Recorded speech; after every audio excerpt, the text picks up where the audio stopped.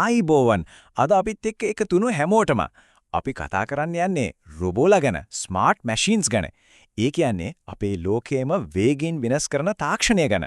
එහෙනම් අපි බලමුද මේ පුදුම ලෝකේ පිටිපස්සේ තියෙන රහස මොකක්ද කියලා. කවදා හරි හිතලා තියනවද මටත් රොබෝ කෙනෙක් හදන්න පුළුවන් වේද කියලා? සමහර විට ඒක සයන්ස් ෆික්ෂන් ෆිල්ම් එකක දකින දෙයක් වගේ හිතෙනවා ඇති.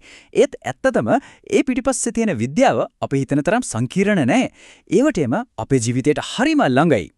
හිතන්නකෝ ඩ්‍රයිවර් කෙනෙක් නැතුව තනියම පාරේ යන self driving car ගැන. එහෙම නැත්නම් ෆැක්ටරි වල මිනිස්සුන්ටත් වඩා වේගෙන් මිලිමීටර එකක්වත් වැරද්දක් නැතුව වැඩ කරන රොබෝවත් ගැන. මේ අපි දැක්ක හැම ස්මාර්ට් මැෂින් එකක් පිටිපස්සෙම තියෙන්නේ මේ හැම දෙයක්ම පණ ගන්වන එකම එක ඉංජිනේරු ශාස්ත්‍රය. ඉතින් අද අපි බලමු ඒ මොකක්ද කියලා. හරිම සරලව. හරි. එහෙනම් මොකක්ද මේ රොබෝලාගේ රහස? මේ රහස තමයි මෙකට්‍රොනික්ස්. සමහර විට මේ නම අලුත් ඇති. ඒත් මේ ටෙක්නොලොජි එක නම් අපි හැමදාම හදේ දකින්නේ පාවිච්චි කරන දෙයක්. සරලවම කිව්වොත් මෙකට්‍රොනික්ස් කියන්නේ ෆීල්ඩ්ස් තුනක සුපිරි එකතුවක්. ඒ කියන්නේ මෙකැනිකල් එන්ජිනියරින්, ඉලෙක්ට්‍රොනික්ස් සහ ප්‍රෝග්‍රෑමින්. මේ තුනම එකට එකතු කරලා තමයි සාමාන්‍ය මැෂින් එකක් ස්මාර්ට් මැෂින් එකක් කරන්නේ.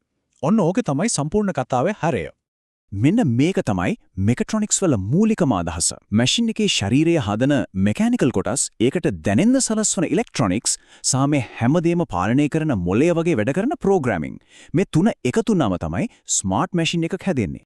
තව ටිකක් සරලව කිව්වොත් මෙකට්‍රොනික්ස් වලින් මැෂින් එකකට ප්‍රධාන හැකියාවන් තුනක් දෙනවා. 1. වටපිටාව සෙන්ස් කරන එක. ඒ කියන්නේ දැනගන්න එක. 2. ඒ තොරතුරු පාවිච්චි කරලා think කරන එක. ඒ කියන්නේ හිතලා තීරණයක් ගන්න එක. 3. ඒ තීරණයට අනුව move කරන එක. ඒ කියන්නේ ක්‍රියාත්මක වෙන එක.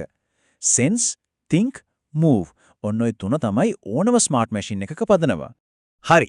එහෙනම් අපි දැන් මේ ප්‍රධාන කොටස් තුන, ඒ කියන්නේ මෙකැනිකල්, ඉලෙක්ට්‍රොනික්ස් සහ ප්‍රෝග්‍රෑමින් වෙන වෙනම පොඩ්ඩක් ගැඹුරට ගිහින් බලමු මේවා කොහොමද එකට වැඩ කරලා මේ පුදුම දේවල් කරන්න කියලා. මුලින්ම ගමු මෙකැනිකල් එන්ජිනියරින්. මම කලිනුත් කිව්වා වගේ මේක තමයි මැෂින් එකේ ශරීරය. ඒ කියන්නේ ඇටසැකිල්ල, මස් පිණ්ඩ වගේ කොටස. රෝබෝ කෙනෙක්ගේ ෆ්‍රේම් එක, රෝද, ගියර්, මෝටර්, ඒ කියන්නේ චලනය වෙන හැම භෞතික දෙයක්ම අයිති වෙන්නේ මේ මෙකැනිකල් කොටසට. ඊළඟට තියෙන්නේ ඉලෙක්ට්‍රොනික්ස්. මේක තමයි මැෂින් එකේ ස්නායු පද්ධතිය. ඒ කියන්නේ ඇස්, කන් වගේ සංවේදී ඉන්ද්‍රියන් ටික. සෙන්සර්ස්, සර්කිට්ස්, කන්ට්‍රෝලර්ස් වගේ දේවල් වලින් තමයි මැෂින් එක වටේට තියෙන ලෝකය ගැන තොරතුරු එකතු කරගන්නේ. උදාහරණයක් විදිහට ඩිස්ටන්ස් සෙන්සර් එකක් පාවිච්චි කරලා රොබෝ කෙනෙක්ට පුළුවන් ඉස්සරහින් බාධකයක් තියෙනවද කියලා දකින්න. අන්තිමට ඒත් වැදගත්ම දේ ප්‍රෝග්‍රෑමින්. මේ තමයි මැෂින් එකේ මොළය. ශරීරයයි ඉන්ද්‍රියනුයි තිබ්බට වැඩක් නැනේ මොලයක් නැත්තම්. අපි ලියන කෝඩ් එකෙන් තමයි සෙන්සර් වලින් එන data අරගෙන හරි දැන් මොකද කරන්න කියලා තීරණය කරන්නේ. ඊට පස්සේ මෙකැනිකල් කොටස් වලට ඕඩි එක දෙනවා, බාධකයක් තියෙනවා නවතින්න, වමට හැරෙන්න වගේ තීරණ ගන්නේ මෙන්න මේ මොලය තමයි. හරි. දැන් අපි මේ තියරි කතා කරපු ටික පැත්තකින් තියලා බලමු මේ මෙකැනිකල්, ඉලෙක්ට්‍රොනික්ස් සහ ප්‍රෝග්‍රෑමින් එකට එකතු වෙලා අපි හැමදාම දකින පාවිච්චි කරන දේවල් වල කොහොමද වැඩ කරන්නේ කියලා. ෆැක්ටරි රොබෝලා, ඩ්‍රෝන්ස්, අපි ගෙදර තියෙන ස්මාර්ට් වොෂින් මැෂින් එක, self driving car, මේ හැම දෙයකම තියෙන්නේ මෙකට්‍රොනික්ස්. අපි පොඩි උදාහරණයක් ගමු. ස්මාර්ට් වොෂින් මැෂින් එකක්.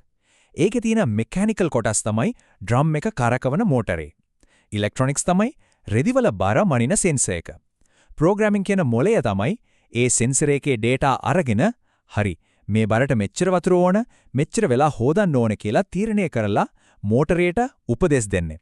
බලන්නකෝ කොච්චර සරලද කියලා.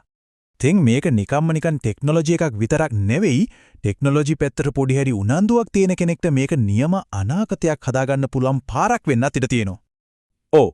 රොබෝ විද්‍යාව, ටෙක්නොලොජි, ඉංජිනේරු විද්‍යාව වගේ දේවල් වලට ආස කෙනෙක්ට මෙකට්‍රොනික්ස් කියන්නේ නියම තේරීමක්.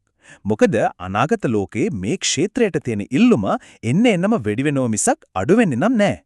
ඉතින් මේ හැමදේම ඇහුවට පස්සේ හිතන්නකෝ ඔයාට අවස්ථාවක් ලැබුණොත් ඔයා මුලින්ම හදන්නේ මිනිසුන්ගේ ජීවිතයට උදව්වක් වෙන මොන වගේ ස්මාර්ට් මැෂින් එකක්ද?